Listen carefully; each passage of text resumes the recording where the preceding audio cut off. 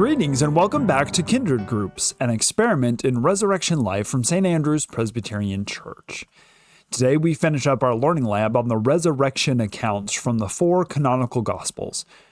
The first three, Matthew, Mark, and Luke, are often referred to as the Synoptic Gospels, so called because they share many commonalities. The current theory is that Mark was most likely written first and served as a source for Matthew and Luke, who had their own other sources and slightly different audiences and goals.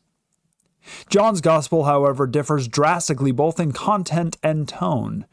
By far the most symbolic of the Gospels, it begins with a cosmic view of the divine Logos, Word, or maybe Sophia, wisdom, that is both the same as and distinct from God, from the creation of the cosmos. We are told that the Word became flesh and lived among us, Jesus of Nazareth. Disciples are invited to come and see who Jesus is, to experience life with him. Part of our reading today is the purpose statement for this gospel, which says that these things have been written down for the purpose of our belief, that we as readers, even 2,000 years later, might come and see and come to believe. This narrative, especially the so-called story of doubting Thomas, also brings us once again to the question of certainty, and even how our questions can lead us to a more faithful place. You know, doubt gets a bad rap, especially in religious circles. To be sure, there are kinds of doubts that are detrimental to our faith, an obstinate refusal to believe or trust. In our faith, we can dig in our heels and refuse to accept any evidence that is counter to our expectation. And that goes for a dogmatic belief in the non-existence of God just as much as an unexamined belief in some theological dogma. In the story of Thomas, we see someone who refuses to just take other people's word for it, but whose curiosity drives him to come and see for himself.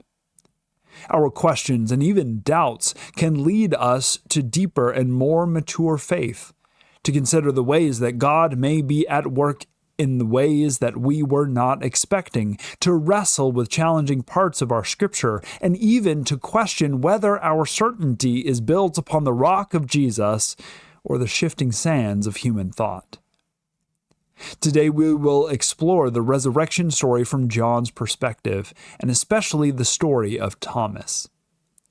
Our mindfulness experiment will be to put ourselves in his shoes and imagine what it would be like to miss Jesus and what might have driven him to look for more proof.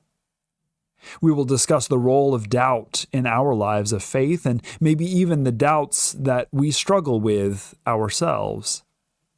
In our real-world experiment, I encourage you to explore those places of curious doubt, those faith questions that you have found answers to, and the things that you still struggle with. I hope that you have been blessed by this time of reflecting on the resurrection of Jesus and your own call to a resurrection life. I hope that your own account of resurrection will be an invitation for others to come and see, to come and question, to come to believe in things that we can't always put our finger on. Thank you for joining me, and we will see you next time for Kindred Groups. Bye.